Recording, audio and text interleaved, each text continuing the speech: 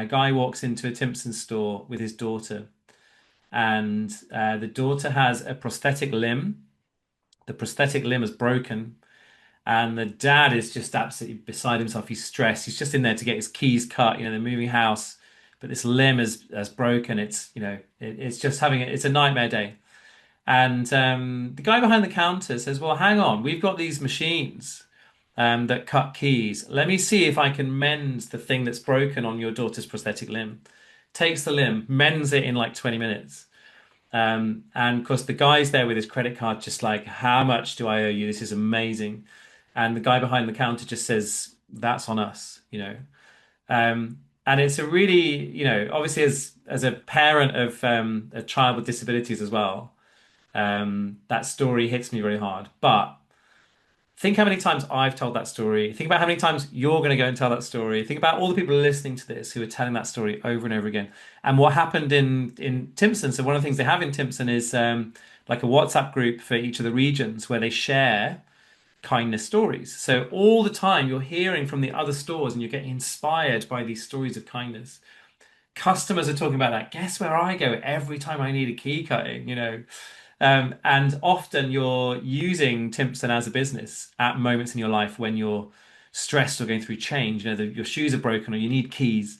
It should be the most functional, the least kind of brand. It should be one of those brands that just doesn't resonate with you emotionally at all. Like it's so functional. But everybody I talk to about Timpson, they go, "Oh, Timpson." It just has this effect on people. Welcome to the Ideas on Stage podcast, your regular insight into leadership communication.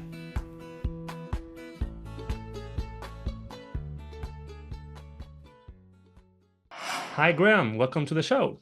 Good to be here. Thank you. Thank you. Thank you for your time. And before we get started, Graham, Aston Villa, what do you think about the season this year? Oh man. Well, it was sad on the last day to miss out on the Champions League. That's probably where we're leaving it. But I've been a Villa fan for, well, all my life. I've been going to games with my dad since I was 6, and had a season ticket for, well, since I was about 15, I've had a season ticket. So I've known very many years that have been a lot less successful than the last two that we've had. So glass half full, I guess. But yeah, it was a bit of a sad ending. It was, what was it, like exactly the same points as it was in Newcastle? Yeah, well, the thing was, we just needed to win at Old Trafford, which usually this season you'd have said, well, everybody wins at Old Trafford, but Man United have been our bogey team for like 30 years, and so I don't think anyone went there that confident, even though Man United were the worst they've been forever. But yeah, it just came down to goal difference. It came down to very small decisions and obviously a goal being disallowed on the last day. So we just feel a bit like there was some injustice there. But I yeah, can an imagine. amazing. We're in an amazing place considering 5 years ago we couldn't sell out our stadium.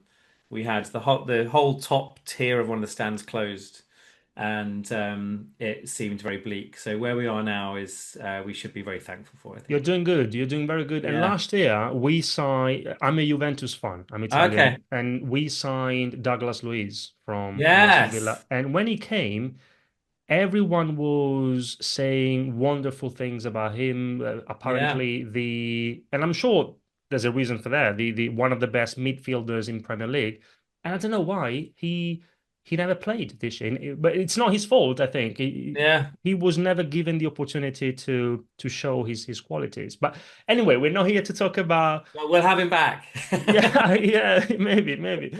And we are here to talk about one of your books, your latest book, Kind.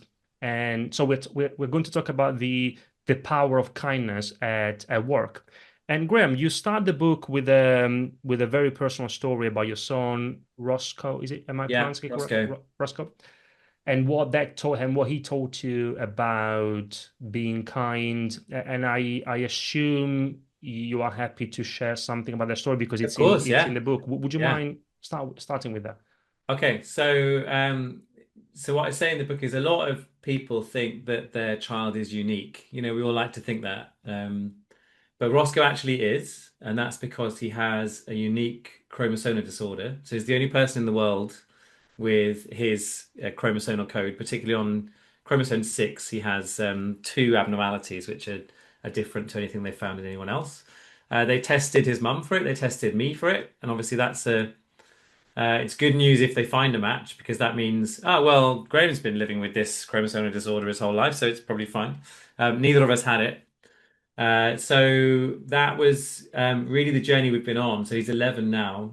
From halfway through the pregnancy, was realizing we had this abnormality. We were told to prepare for basically the worst. We nearly lost him at 21 weeks. And it's been a huge challenge. So right now we've just finished the seventh of seven spinal surgeries, which we've been doing every 6 months for the last 3.5 years. He has developmental delay, he has autism, and a couple of other challenges as well. But the thing about it is you're just on a different path to your friends and and their kids and everything else. But it's still a really beautiful one. So the real gift actually of him in relation to kindness has been it's really taught me to be humble and to receive kindness.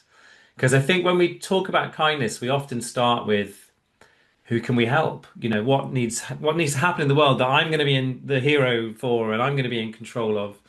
And actually, a lot of the time with Roscoe, I find myself as his dad in quite a vulnerable position. So asking for help from, his school or from the government or from the health service or whatever, and not actually being able to be fully self-sufficient with that. It's with the conditions he's got, it's pretty much impossible to out earn that in terms of if you wanted to do everything for him privately. So you're in a situation where you have to think about your own vulnerability and how interconnected we all are. I think we're taught under the kind of capitalist consumerist system that we live under that the highest form of developed society is one where everybody is independent and everyone can be of their own making and so on. And actually, when you have something like this, you realize that, actually we are all connected. And some people have a very different set of cards in their hand than the ones you have, and you can only play the ones that are in your hand. So what he's taught me on that much deeper level is, this idea of interconnectedness rather than independence. And the idea that everybody has something to teach and everybody has something to learn, everybody has something to give, and everybody also should feel okay about receiving. And I get to witness hundreds of acts of kindness all the time because he's this really charismatic little kid. He's 11. He's a celebrity in the school that he's in. Everybody absolutely loves him. He's obsessed with trains. He's obsessed with lighthouses. He's got these things that everybody really warms to. And all the time, I get accosted by people who are mostly strangers because I don't know them, like these parents of kids in other classes and whatever. And they're all saying, "Hey, I've got this comic that we cleared out the attic and we want to give it to Roscoe." Or just like versions of that happen all the time. And it's very easy when we're taught so much about independence to be kind of too proud around that stuff. And it's really taught me to be very humble around just how I move through the world and also just like seeing everybody's acts of kindness, and I'm sure we'll go on to, there's some amazing science around this in terms of how even just witnessing acts of kindness, it can reduce the cortisol levels in your brain. It can give you a hit of oxytocin or dopamine. So these reward chemicals, these trust chemicals that we have in our brain that ultimately are responsible for well-being, you get to access those just by witnessing other people being kind to other people. And then you get to also experience those as you're kind in the world and as people are kind to you in the world.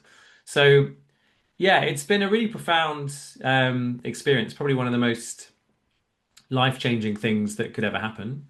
And one that for sure has its darker days, but also one that has just brought so much light and interest and learning to my world over the last 11 or 12 years. Yeah.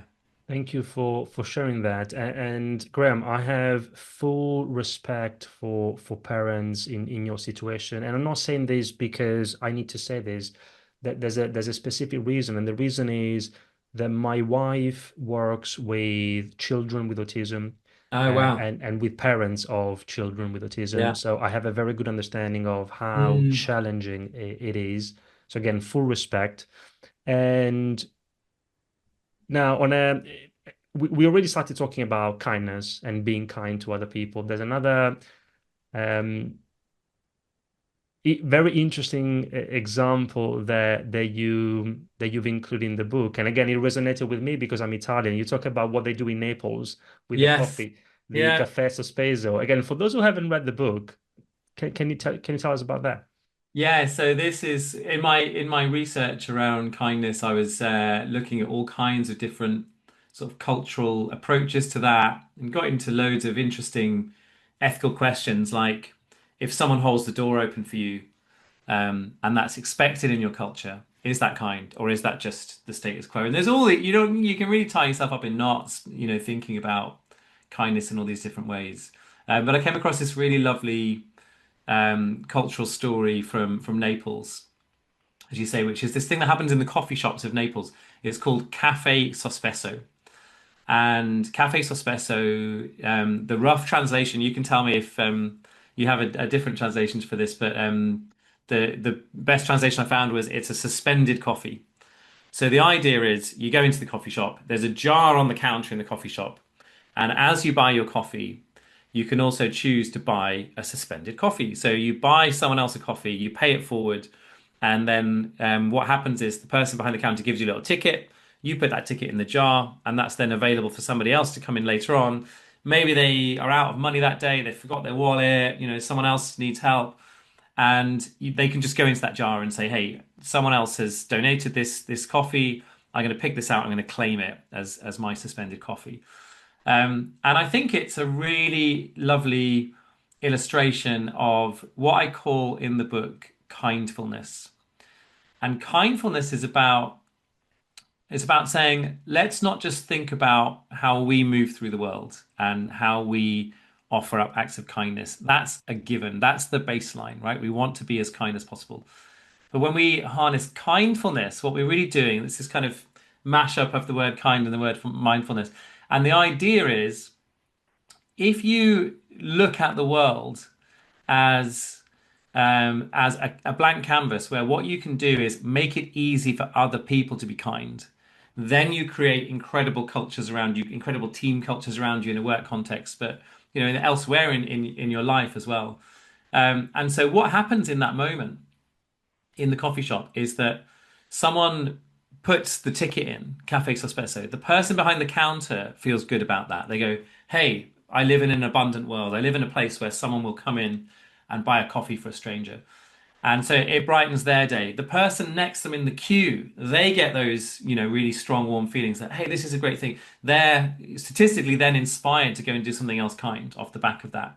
All the people who witness that, who are sat in the coffee shop as that happens, they get those good feelings. They're inspired as well. And there's lots of documented studies that look at the fact that people are inspired to go and pay it forward to double the original acts that they've seen. And then what happens half an hour later or a day later is someone comes and claims that ticket. The whole thing happens all over again, right? Everybody gets that twice. But think about it from the point of view of culture and think about it from the point of view of if you were the business owner. What did you actually do if you own that coffee shop? Just once, probably like 8 years ago, you found a jar, you put it on the desk, and you wrote the words Cafe Sospeso on it. That's all you did, right? And then all of this kindness happens because you made it easy. And so in the book, I talk about this word kindfulness. And we have opportunities to bring kindness into the world by being the vessel for kindness and by making the vessels for kindness. In the same way that, like, I often think of Roscoe, my son, as, he's a vessel for kindness. People just, kindness is attracted to him. But just think about what happens at work. When someone brings you a thank you card for a person who might have done a great job or who might be leaving, and you write gushing words in that thank you card, probably way more heartfelt and personal than you would ever have said to their face, because we're just somehow not brave enough to do that. Or someone comes to you and they say, "Hey, I'm running the marathon and it's for this charity that supports my niece or my daughter or whatever." And in that moment, you think, you've been talking about this daughter or this particular issue, muscular dystrophy or cancer or whatever the thing is. You've been talking about it for so long and I've always wanted to help. Now you've made it easy. Like you've given me the sponsorship form. Now I've got a place to put my money. Now I've got a place to help and to act and be part of that. And I just think we have those opportunities all the time. So it's not just about are we going to be kind, but kindfulness is about how can we be those vessels or create those vessels that make it easy for everybody else to be kind. And if we can do that, we create the world that we want to live in. We create the world that we want to be part of. So yeah, I think that Cafe Sospeso thing just felt like such a simple encapsulation of that, really. But it's something that I talk about in the book in multiple settings. Either when you're one to one in a conversation with people, or if you're in a meeting with people, or if you're creating the policies at work. There's so many places we can put this idea. But yeah, really, that's like the sort of underpinning of the book is how can you create the cultures that you want to be part of, and that create that sense of, belonging and satisfaction, and also ultimately, performance in a kind of team and organizational sense as well. On that note, because you mentioned performance, before we because we will be talking about the 8 principles that you share in your book, because you mentioned performance. Now, if you think about kindness at work, what's the what's the ROI? What's the outcome Mhm. from the perspective of a business, of an organization, beyond, Graham, the very fact that, of course, being kind is a good thing to do, is the right thing to do, is the right Yeah. thing to be. And perhaps that's the most important thing. But beyond that, from a business perspective, from an organizational perspective, what's the ROI? Why does it matter? Yes. Okay. Good question. I like Gary Vaynerchuk has a good answer to this question where he says when you think about kindness and someone says, "What's the ROI of kindness?" His answer is, "Well, what's the ROI of your mum?" Which I think is a really, and so there is, when we first start thinking about this, you can think about it that, actually it's so much deeper than what you can measure, but you can also measure this. So let me just explain that. So and this is, you'll see in the book, the first half of the book is really lots of links to different studies and just a real kind of tour through the science of kindness and really the ROI of kindness. I kind of wrote it so that it would be, uh, I kind of wrote it so that it would be like a manual for the cynics, and in the sense that I thought kind people who are naturally kind would be the ones buying the book. It wouldn't be unkind people buying this book in order to try and become kind. But kind people who believe in kindness, they're on team kind, would probably buy it for other people in their organization and pass it on to them and say, "Here, this is the kind of culture that I want us to have it at this place, and this is how I want to work." So I wanted to write the first half of the book really aimed at those people. And so really to kind of convince the cynics. And so there's loads of science in it. But what the science says is when you have kindness, you have more empathy. And when you have empathy, you have more kindness. It kind of works in a loop. And when you have that kindness and empathy loop, when you're one to one with people, you build trust with them. There's loads of studies that look at the value that trust has in terms of saving you time, eliminating due diligence, and making one-to-one relationships easier. Just as an illustration of that, if you want to just think about trust and its ability to eliminate due diligence, if you are someone who has an Apple device, when they bring out a new Apple device, how long do you spend going through comparing it to every single other thing? No, because you trust it. You just move straight away from the due diligence and straight to decision. Have my money, we go again. And so, when you have trust in one-to-one relationships, you are able to get away from this kind of due diligence sense that you're kind of figuring each other out the whole time, and you're just able to act and say, "Hey, I trust you. Let's do this. Let's go." Like you're not checking in, micromanaging, whatever the scenario is. But trust is one to one, and where you really get the ROI of kindness is where that trust becomes one to many, which is called psychological safety. So this is where in teams you have the ability to speak up if things aren't necessarily if you feel like there's something not quite right that you need to kind of raise the alarm. You have the ability to critique or pick apart someone's bad ideas or bad work and say, hey, we need to improve this in service of the thing. And so you just have this ability to be much more honest and open and trusting in the way you communicate. We've all worked in organizations where we've slightly feared the boss and we probably haven't raised the alarm. We probably haven't shared the slightly wacky idea because we're worried that we're going to be, ridiculed for that or something. And so psychological safety is when you trust that in this group, you're able to take those interpersonal risks. And every study shows that when you have psychological safety in a team, what you have is better levels of retention. People just don't want to leave. You have better levels of creativity and innovation because people feel able to take the risks and sort of contribute those ideas that might be slightly outside of the norm. You have higher levels of productivity because the communication and the collaboration is better. And a whole heap of other stuff happens as a result of psychological safety. So when you look at, and they've done lots of studies on this, what creates that safety, all of the components of that, and they're all listed in the book, are basically acts of kindness. And so when you have kindness and empathy, that builds trust. That then builds psychological safety. And that's where all the good stuff happens from. So that's really the ROI of kindness. So you can look at kindness as being this completely selfless thing. And it's like I'm doing this purely out of the goodness of my own heart. And that would be enough, but it doesn't have to be. And so I think we can bang this drum and really, really spread this word that actually kindness is really integral to healthy work cultures and successful work cultures.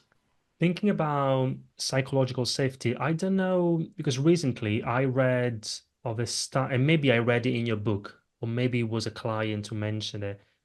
I don't know. Maybe you remember. Try me and I'll see if I remember if it was in my book or Yeah, not. yeah. I've heard of a study that Google did Yeah. where they talk about psychological safety being the number one Yes, that's in the predict book. Yeah. in the Yeah. book, yeah, for Yeah, teams. so basically what they found at Google, they obviously they've got a lot of different project teams at Google, and they wanted to understand why certain project teams really hit it off and really had good working cultures and successful results versus the ones that didn't.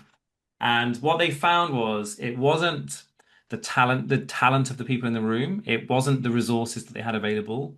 It wasn't any other metric that you can think of. The number one force that they found was psychological safety. So they, done all these tests and sort of metrics and analyzed all of these different teams and the cultures of how they worked. And what they found at Google was the teams that really had set up and created psychological safety ended up producing all the successful stuff within Google. And so they've made that a really key part of their culture.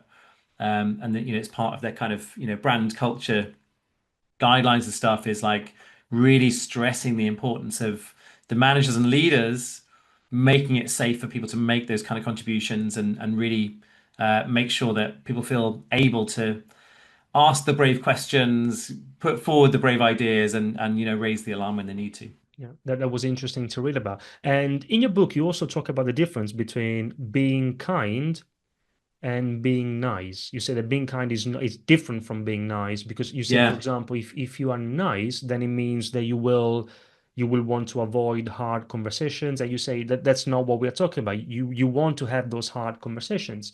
If you are kind, you will pretend. Sorry, if you are nice, you will pretend that everything is fine. And again, you say Yeah. that's not what we're talking about. Can you speak to that, the difference between being kind and being nice?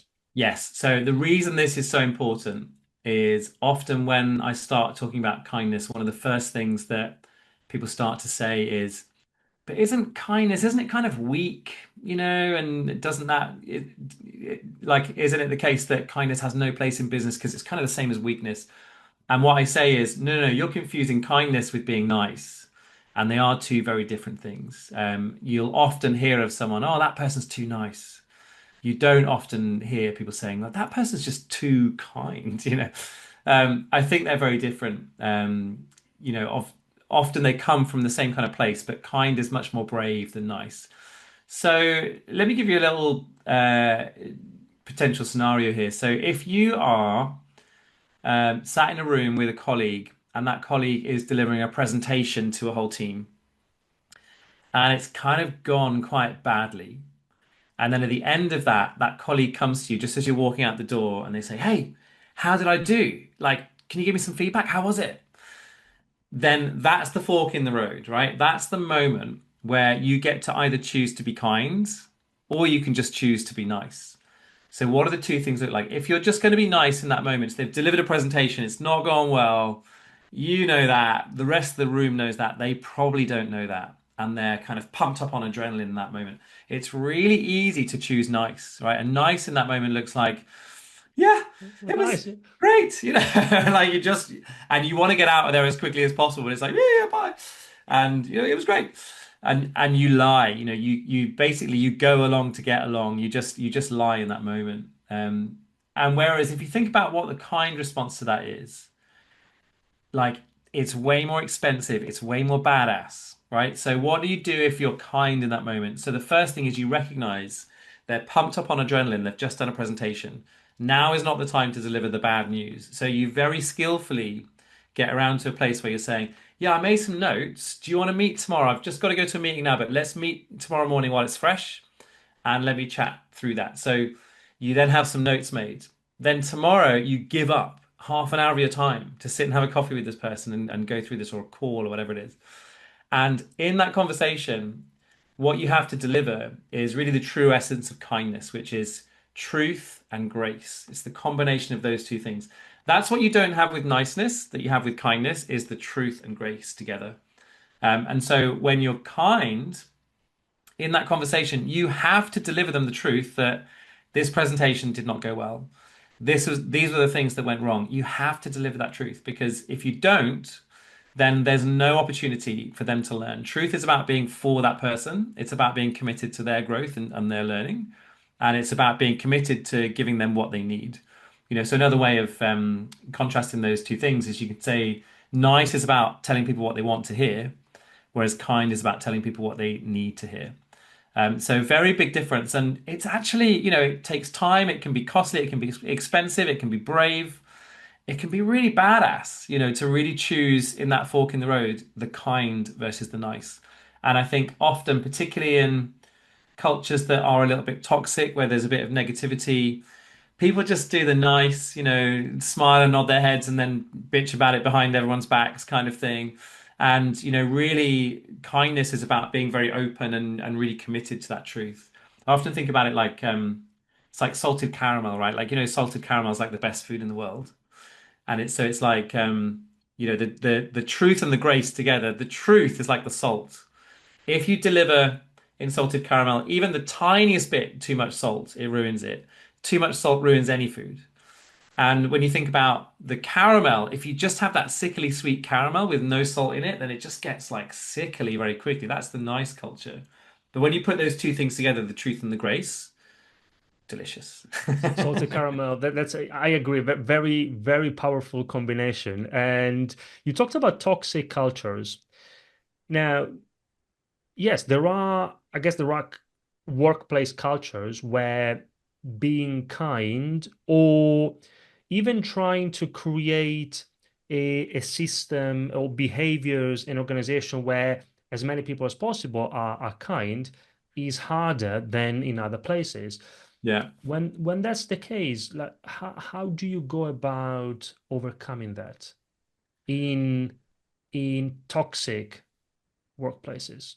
Yeah, I mean, I think what's really interesting is, we're recording this in the middle of the fallout and the feud between Donald Trump and Elon Musk, right? And I think in the last few months, there have definitely been moments where the sort of political and social and cultural kind of zeitgeist has been, it's all about power. It's all about, just being a business bastard, as I talk about in the book. And actually that power is what motivates people and what leads people. I think we're now starting to see the fallout from that, which when I've been answering these questions over the last few months, I've often said that, if you want very quick wins, or if you want gains for a very short period of time, then being unkind might be a decent way to do that. But if you want a long-term culture that gives back again and again and again, then you do have to build that up. So yeah, back to your question about what do you do when there is, when you're already in that prevailing culture? Because I think, the news and what we're fed around this stuff, really plays into that. And I've had a lot of instances over the last few months where people bring their stories of kindness and unkindness to me now. And I've had a lot of stories of people who've said that someone in their organization has been quite inspired by, Elon Musk with the chainsaw and these kind of images. And it's easy to see why, actually, because they're very cinematic and they're very compelling. Everyone loves a pantomime villain. Everyone loves a big kind of genius that's here to save us. And those narratives are so strong. But actually, when you look at what goes on, day in, day out at most organizations, what you're surrounded by is lots of well-intentioned people who care about each other, who care about the mission and the work that they're doing, and are trying to succeed. But then you do have cultures where that becomes harder. I think if you have a really toxic line managerial relationship, i.e., the person who's unkind is your direct boss, I think that's very, very difficult. Just go.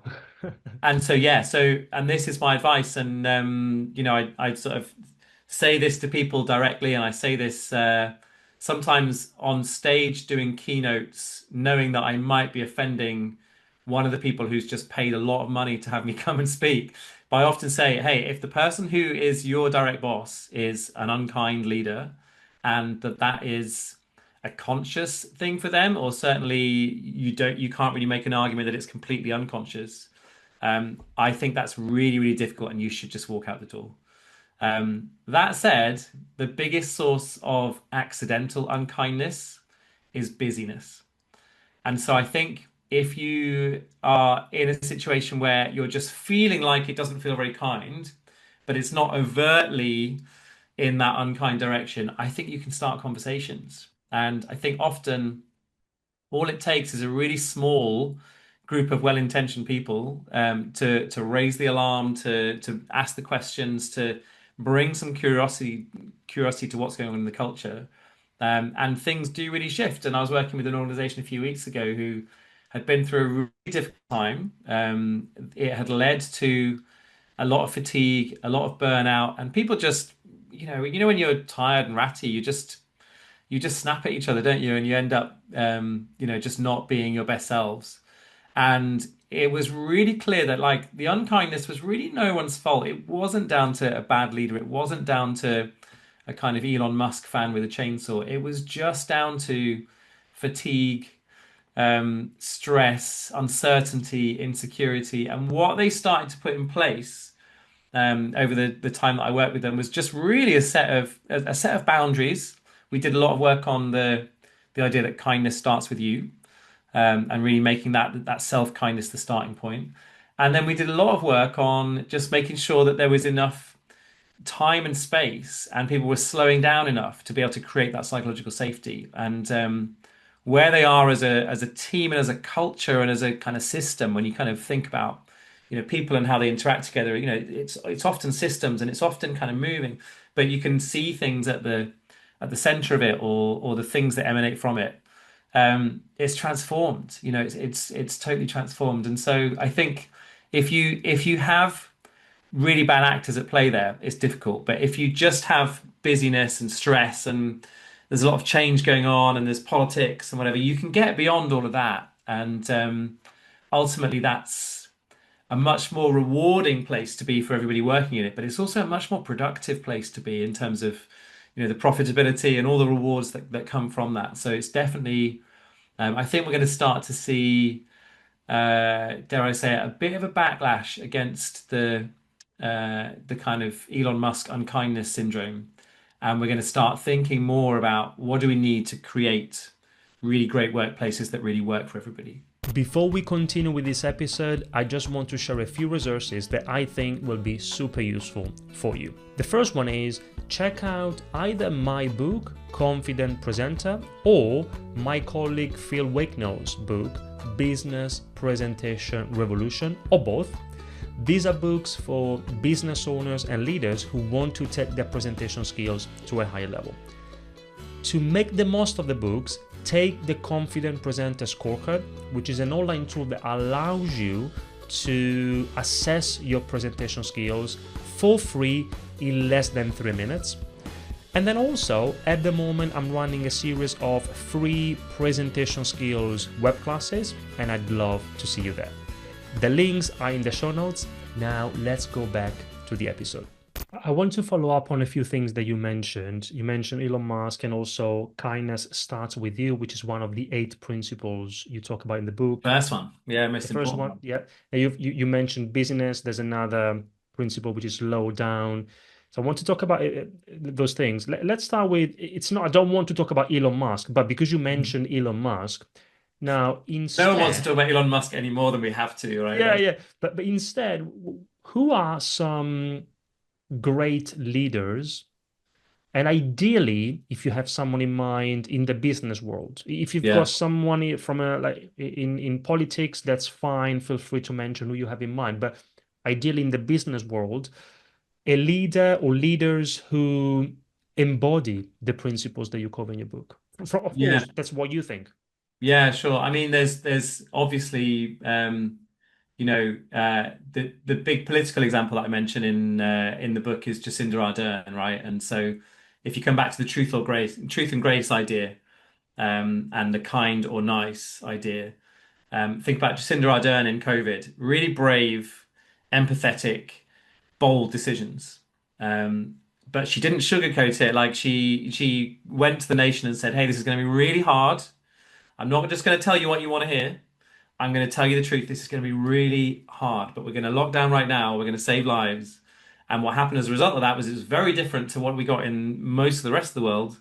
You think in the States you had there'll be a vaccine along soon, and in the UK you had Boris Johnson saying it's absolutely fine. I've been shaking hands with everybody. You know, that's the nice reaction, and I think Jacinda really encapsulated kind in that moment. But if we think about business, so there's a whole series of case studies in the book. My sort of kindness hero that I talk about a lot is John Timpson and also his son James Timpson from the Timpson shoe repair and key cutting stores. So very big UK retailer. What's interesting about them as a store is they don't really have stock. They just have machines because all they do is mend stuff. And so a very, very large proportion of their outgoings are on people, right? They don't really have stock. They don't, the machines are there, probably a bit of maintenance of the machines, obviously some rent. But other than that, all of their expenses is people. They're a people business. Probably the biggest people-based retailer in the UK. And they have got a whole series of ways where they've really tapped into the power of kindfulness, as I was describing before. So they've really recognized that if we make it easy for our people to be kind, then the knock-on effect of that, the ripple effect of that is so huge. So there are some amazing stories. The one I really love is a guy walks into a Timpson store with his daughter, and the daughter has a prosthetic limb. The prosthetic limb is broken, and the dad is just absolutely beside himself. He's stressed. He's just in there to get his keys cut. They're moving house, but this limb is broken. It's just it's a nightmare day.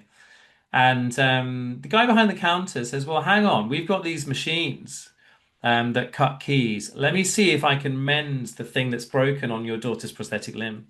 Takes the limb, mends it in like 20 minutes.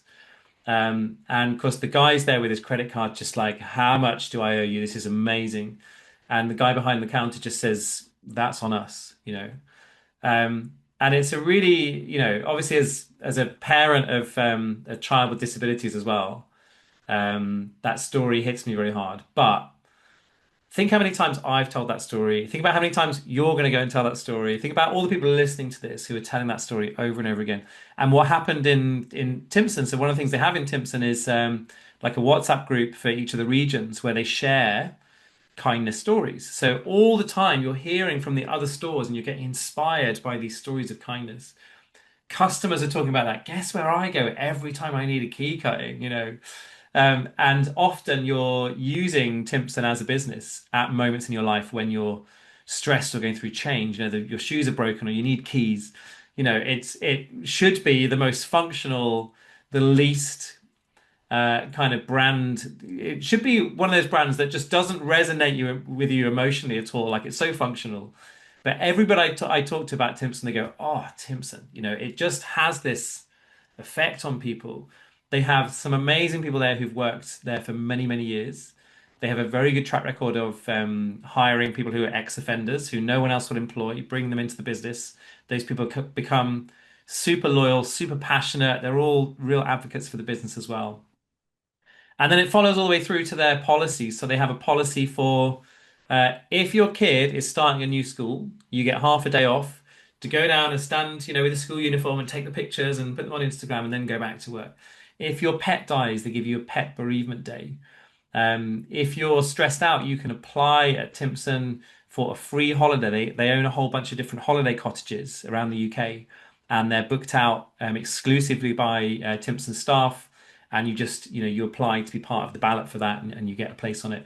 They also have this amazing thing which is called the Dream Foundation. So they put a bunch of the profits into this thing, the Dream Foundation, and your dream might be, I really want to go to a live NFL game, and my team is the Kansas City Chiefs, and they fly you out there, and you go and have that dream come true. Or it might be, I really need really expensive dental surgery, and you can apply for that. And so they have this beautiful kind of relationship with their employees, which just goes way beyond the idea that, hey, I'm turning up, 9 to 5, and I'm, fixing shoes and cutting keys for people. And just the level of passion that people have when when I've talked to some people who work there, the sort of the passion that the employees have for it, but also the passion that customers have for it. I mean, it's like it for me, that's just kindness all over. And it's yeah, one of those case studies that once I start to talk to organizations about that, it's like, oh yeah, like if you can't bottle that, you have to create it. How do you create it? Yeah, kindness. Yeah, I love companies that, like, for real, not just in theory, that put people at the center of everything they do. And when I read about the story, the dad and his daughter in your book, you made me cry, Graham, reading Mm. that story. I was I was about to cry now. They were sharing again. And now let's go through some of, we don't have to cover the all the 8 principles, but some of the principles in your book. We said already the first one is kindness starts with you. And you also talk about the idea, the self-kindness, self-care. And it may sound counterintuitive, but Yeah. self-care is actually a generous act to other people. Tell me more. Yeah. Yeah, that's been my big drum that I've been banging over the last year or so is this idea that we should never deny ourselves self-care. And in fact, our own self-care is a generous act to other people. Let me explain that. So I think the first thing to say is most people, when you think about kindness, your first thought is, who do I help? It's external. Like, who do I help? What can I do? Who needs my help? You start thinking really about the rest of the world, not about yourself.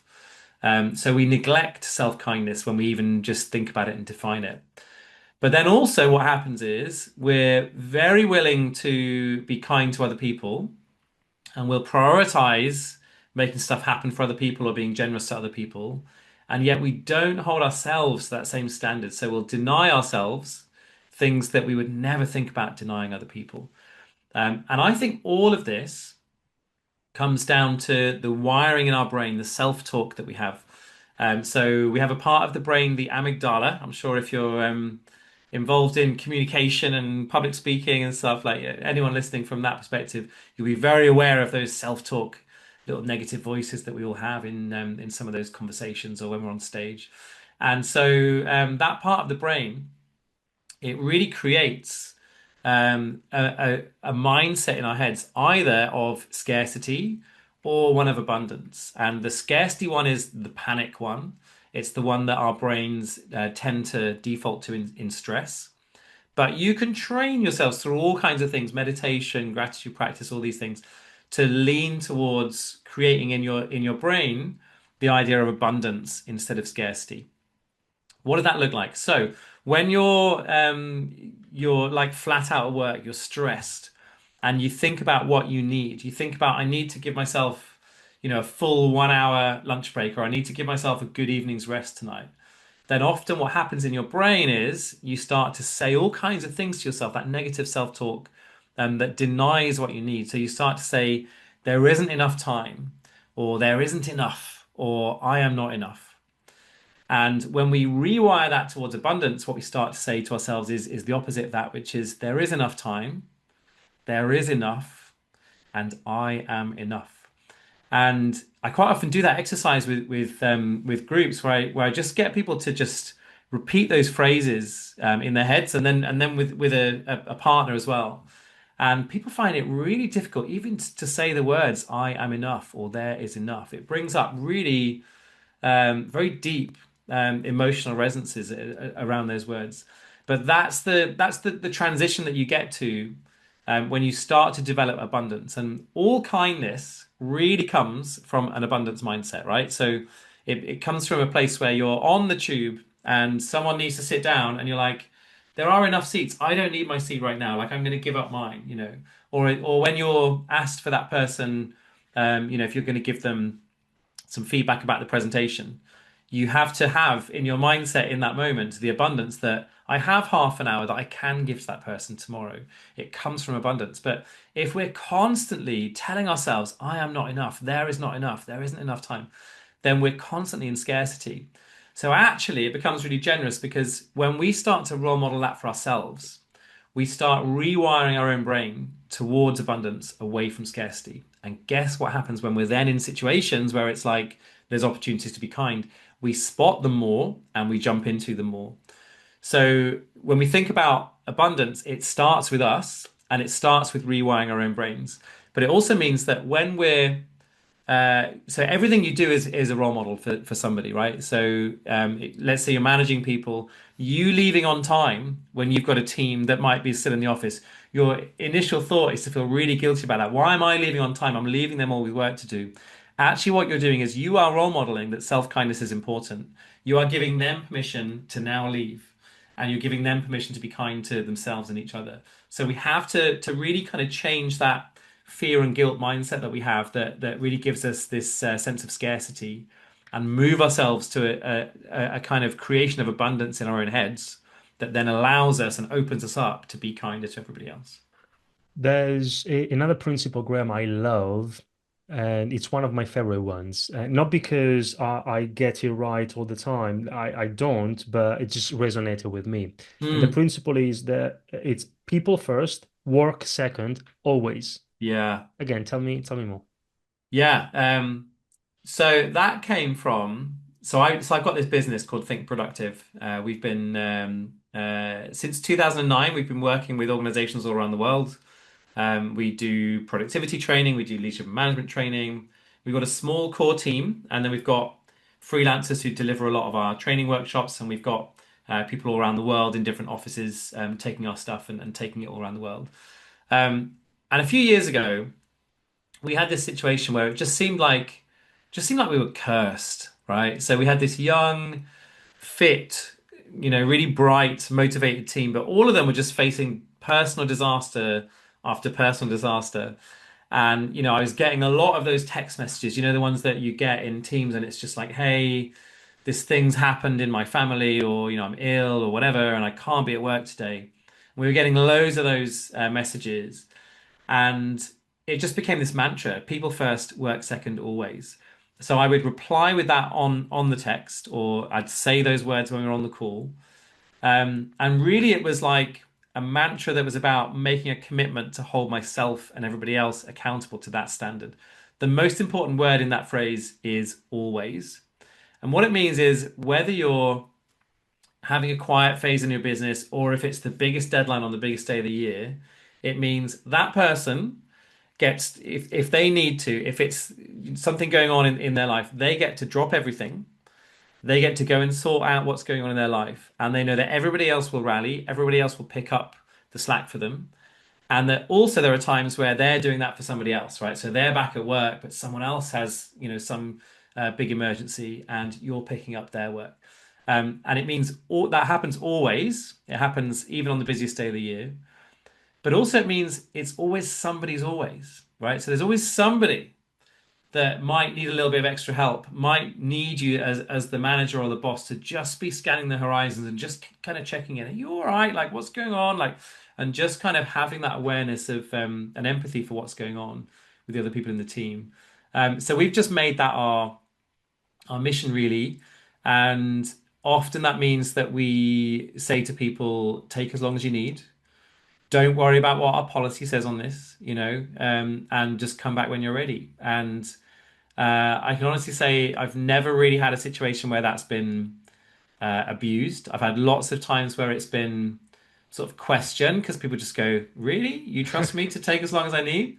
But what it does is it builds incredible work ethic and team ethic and camaraderie around everybody else because you're constantly aware of what other people need. It builds incredible loyalty. People want to stick around when they really feel valued and they feel cared for in that way. And I think it also means that in the moments where people really need your kindness, those are the moments when you're really showing them like how much you care about them. And you effectively often in those moments, what you're saying is, you've given me the last 7 years and you've been so loyal to this business. Like now's my turn to repay that somewhat. So I often think about it that way, that it's like, those are the moments where you really have the biggest opportunity to show someone what trust looks like and what does psychological safety look like and what does care look like.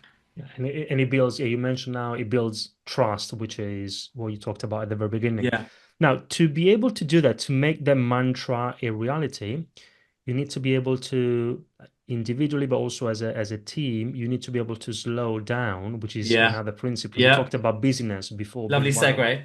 yeah, one of the main causes, business. Yeah, Now, you say that kindness needs time. And again, perhaps for those who are not 100% familiar with your work, also knowing that you are the author of another book, How to Be a Productivity Ninja, yeah, it may, to some people, it may sound counterintuitive. Okay, on the one hand, you want to be productive. On the other, you are telling me that I need to slow down. Tell me more, Graham. yeah. Especially, sorry, especially because then you also talked about that before, especially in situations or moments where we were talking about high pressure, maybe high pressure moments, high pressure situations. You've got that balance between urgency, that sometimes we need that urgent thing we need it to be done, but at the same time you want to have kindness, you want to have empathy. Yeah. Okay. So there's a lot to unpack there. So why don't we start with this? We often confuse speed and busyness with productivity, right? And so often when I'm talking to people about productivity, and I wrote this book, Productivity Ninja, many years ago, and have been working with organizations around productivity for a long time. Um, People often think that the way out of busyness is to go faster on the hamster wheel. And actually, the biggest, most profound shifts that lead to the biggest productivity gains come from clear space. So they come from the ability to be able to take a step back, to ask yourself good questions like, what are we trying to do here? Is this the best way? Is there a quicker way? Is there a better way? And then we start to ask ourselves the kind of questions that transform. So I think, if you are wanting to just go faster and faster, And often we get in, I think there's a lot of stuff out there, on YouTube and everywhere else, which is like get up at 4 o'clock in the morning and work harder and hustle and grind and all this stuff. And I think all of it comes from a good place, right? It comes from the idea that actually we want to be the best version of ourselves. But often the way that you really be the best version of yourself is to get enough sleep, is to be really intentional about what you are doing. But within that, be really intentional about what you're saying no to. And productivity is much more about what you say no to than it is what you say yes to. What will really help you to be successful, productive, famous for the work that you do, whatever that looks like, is all the things that you've said no to, not the things that you said yes to. So I think it's really, for me, like it's not a contradiction. It's really inherent in good productivity to slow down. One of the things I talk about just practically in Productivity Ninja is the idea of a weekly review, the idea that once a week you take a complete step back, you review where you're up to, you look at all of your different projects, and you give yourself that gift of clear space. Because it's really in clear space that you connect the dots enough that might save you 5 hours of time because you're no longer doing that thing that you were about to start doing. And I think that's something that's really difficult for individuals to do, and probably even more difficult for teams to do, like collectively, to have moments of pause, have moments of reflection, and have moments of have we got enough clear space here to really think clearly about what we're doing.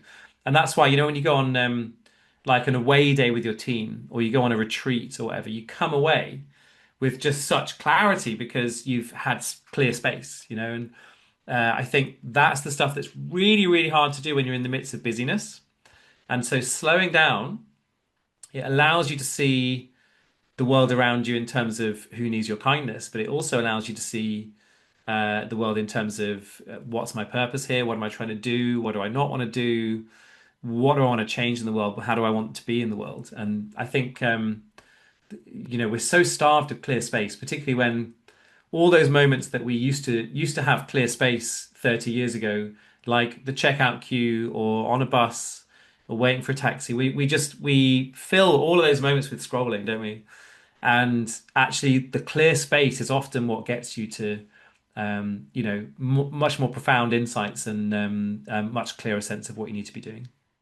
Let's talk about another principle. It will be unless a few others come up during the conversation, but the last one I wanted to cover, which is that it doesn't end with you. Again, Mm, before we talked about the difference between being kind and being nice, they're not the yeah, same thing. Also, you talk about in a way, the difference between being kind, and of course that's great, but also you said that you want to build a culture of kindness. You used the word culture quite a yeah. lot today. You say, and I have it here in your book, leaders must build systems that make kindness possible, expected, and celebrated. How do we do that? Yeah, so it's often said that culture or leadership are what happens when you're not in the room. So, and this again comes back to this busyness fallacy, and even brings us back to our friend Elon Musk. Elon Musk has this whole thing of like, I'm going to set up a bed in the offices of Twitter and like, I have to be here all the time. To me, that's bad leadership, right? Because good leadership is about setting up, behaviors, systems, expectations, and ultimately culture where you don't need to be there. What you've put in place is going to still operate in that way, even on days that you're not there. So I think it's like, there's a list in the book which talks about all the different elements of culture. So one of the things that culture is about is the stories and the rituals that people tell. You Another thing that culture is about is how do mistakes get dealt with? Do we learn from them? Do we ostracize somebody? Do we talk about them publicly? Do we celebrate them because they're a step on the road to innovation? You can think of culture as being how do we do certain things? How do you do meetings? How do you do Slack channels? How do you do Teams calls or anything else? And so I think it's really about and then of course, you have a sort of key component of culture is like the policies, the contracts, the kind of rules that you set around the work that you do. So you look at all of that together, And then it really comes down to where are the bits that might be hindering us from really having those positive social interactions. So are people geared up for, and are they set up so that it's easy for them to empathize with the other people on the team? Are they able to spend those few minutes, uh, performing an act of kindness to that other person? And is there a system? Is there some kind of way, like as I described with Timpson, is there some kind of way that that is getting shared? Is there some kind of way that those stories are being amplified, that the spotlight's on that, that it's really being made an expectation and sort of part of the culture? It's no accident that all these staff members at Timpson are constantly performing kind acts to their colleagues and to customers that come in, because they know that's the expectation in the business, and it's kind of a sort of not just a two prong but like a four or five prong attack in terms of making it really clear that that's the way that they're going to work. So I think there's a whole bunch of stuff that you can do there. And I think ultimately it always starts with, am I being kind to myself? Because that's going to put you in that abundant mindset to be kind to other people. And then there's a whole bunch of other stuff, and it really needs to start to sort of seep into and feed into all those different elements of culture. And it works with some organizations where they're very, very strong on being kind in meetings and maybe less strong on being kind in the policies. There will be strengths and weaknesses of organizations, but I think there's always more we can do around that. And I think that's what makes if you're lucky enough to be in a position of leadership, that's what keeps it interesting, right? Because like it's never done. Like there's always some place that you can improve your own leadership skills. There's always some place you can improve the culture, and there's always something that you can do that is going to make the environment around you and everybody else better. It's always room for improvement. And one of the things I like about your principles is that it starts with you and it doesn't end with you. That's a Yeah, yeah. nice thread. And Graham, there are just a few other, and then I'll let you go, I promise. But there are a few other important things that I wanted to cover. Go One for it. que We'll do them quick fire. Perfect. One question is this: what would a truly kind organization look like 10 years from now? What systems, what behaviors would be normal that aren't yet common today? Well, I think especially in the world of AI, it's all about being human, recognizing people's humanity. I think a lot of the book is really about dignity. And I think that's something that we need. I think dignity and treating people with dignity is something that we're really going to have to think a lot more about in the next 10 years. Is there something that you've changed in your own leadership style in the process of writing this book? That's a great question.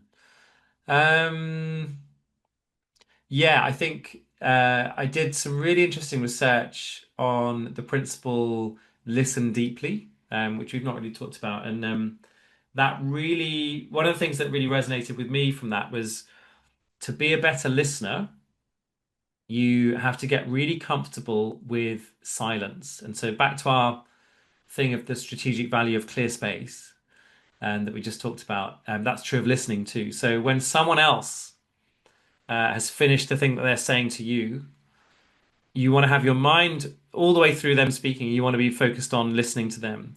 But then you also need a couple of seconds to listen to your own thoughts before you respond. I've really practiced that over the last few years since I researched that. It's really hard because it's like, you're in a conversation and just taking that pause for like a few seconds. It's really uncomfortable, and we often struggle with silence. So that's definitely left a big mark on me, and it's something I'm sort of constantly trying to improve. Yeah. And by the way, that's a very useful tip also when it comes to public speaking. Yes. Silence is very powerful in communication. Now, for those who are listening, business owners, business leaders, if they say, okay, Graham, great, I get it. I like the ideas.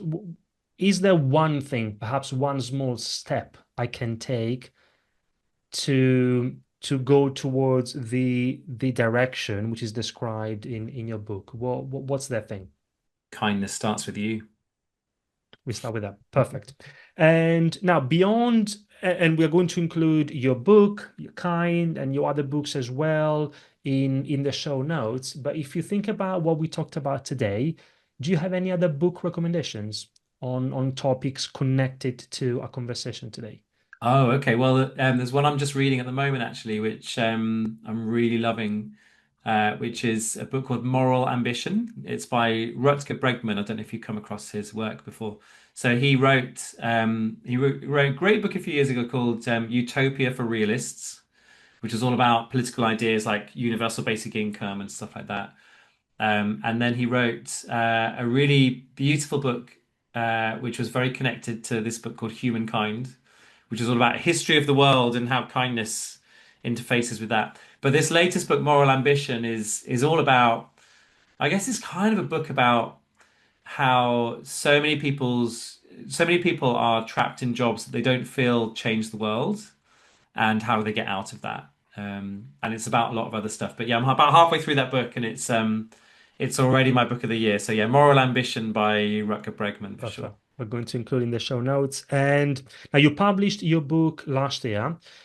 By any chance, and the answer could be no, but is there some, if you could go back before you published it, is there something that you would either change or add or remove if you could? And if so, what would you change?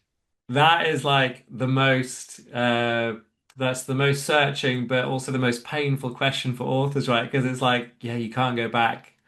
And there's that lovely, I think it's Van Morrison, or no, it's either Van Morrison or Leonard Cohen. I always get confused which one it is. But there's a quote which is great art is never finished, only abandoned. And you have to, at some point, you have a list of like, here are like the hundreds of changes that I could make to the book. And one day you just have to go, that's it, and abandon it. So, yeah, I mean, there's like, when I got to that moment with this book, and this book took me nearly 5 years, I probably had 100 things on that list where there were queries to myself, like, should I change something? Should I do something? And obviously you just have to let them go. Like it's, shipping stuff, putting stuff out in the world, it's always about letting things go. Um, I suppose if there was one, what I'd probably do is I didn't anticipate the re-election of Donald Trump. And I would probably have done something in that. There's a whole bit in the start of the book where I talk about myths, and I talk particularly about the myth of the business bastard. And I think I probably, if I'd have known he was getting re-elected, I probably would have put something a bit more specific about his particular approach in because it's one of those things I get asked about a lot. And I think cynics who are not necessarily on board with kindness will sort of use Donald Trump as a kind of weapon to sort of make their point. So I probably would have put more stuff in about our friend the Don, and we don't need to hear about that anymore, do we? So And for those who want to connect with you and say hi and learn more about your work, where do they find you? yeah, for sure. So I'm on LinkedIn, Instagram, just as Graham Allcott, which is double L double T. And then if you head to grahamallcott.com, just my main website. Then there's a if you go to grahamallcott.com/links, there's a list of everything that I'm sort of currently doing and working on there. And I release this one email every week. So every Sunday night, I send out an email. And the idea is it's one positive or productive thought to supercharge your week. And so it's just ready for the week ahead on Monday. So if you want to sign up for that, it's called Rev Up for the Week, and you'll just find that at grahamallcott.com. Love it. Perfect. And let's close with this, Graham. You mentioned at the very beginning that caught my curiosity. You mentioned that sometimes in the process of writing the book, you did of course, you did some research, even some ethical questions. And you gave the example of someone holding a door Mm, open for you. Is that kind? Is that expected? Because it depends on the culture. For example, for me, coming from Italy, where we don't do that, in the right. UK, most people do it, and I love it. Mm, And now it became part of me. When I go back to Italy, I do it all the time. And when somebody doesn't do it, and most people don't do in Italy, then I get frustrated all the time. Yeah, that's it. That well, like from your perspective, is even in a culture like in the UK, that's my experience. Many people do it. Yeah. Is it because I still see it as an act of kindness. But what do you think? Yeah, and that's the thing is that, I've had lots of these questions over the last few months that are slightly like you can tie yourself up in knots, I think, with the ethics of kindness and all this stuff. Like, does it have to be something that's unexpected and all these kind of things? For me personally, I think it's the bigger thing is like, am I acting in a way that feels like true to myself? Is acknowledging the truth of the situation, which is like, hey, this is going to help somebody. This person, I'm going to open the door for them. I'm going to get up and give up my seat on the tube for them or whatever.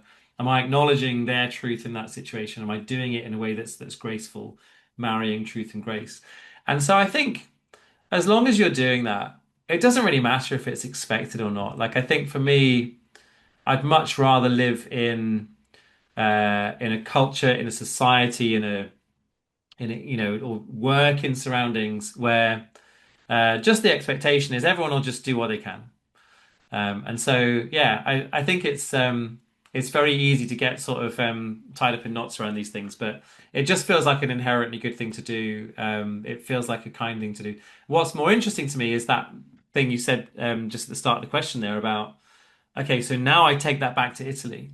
And so the ripple effect of that. So what might be an expected cultural thing here can become something that's a ripple effect and then start something much bigger somewhere else. And, it's all those classic ones, isn't it? Like it's like if you let somebody out of a parking space in front of you and then they don't wave at you, it's like they didn't give me my wave, they didn't acknowledge. And so I think we can all get hung up on those moments, but I think ultimately like if there's more of that good stuff in the world, then like, do we really care? It's all good.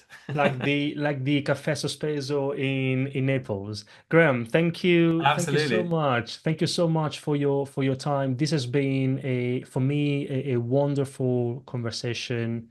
Thanks to you, the way you explained your ideas and also the ideas themselves are so powerful, very important in today's world. Thank you very much again. I appreciate it. Thank you. It's been a real pleasure. Yeah, great to be here. Thank you.